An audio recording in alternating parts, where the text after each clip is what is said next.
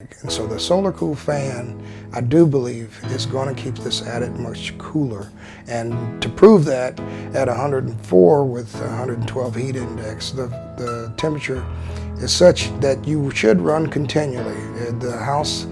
The unit that we have is designed to cool at 95. Anything above 95 is going to run continually. And the fact that it cycled off at 104 tells me that the KOOLBlanket and the fan, those two combinations together, really made a difference here.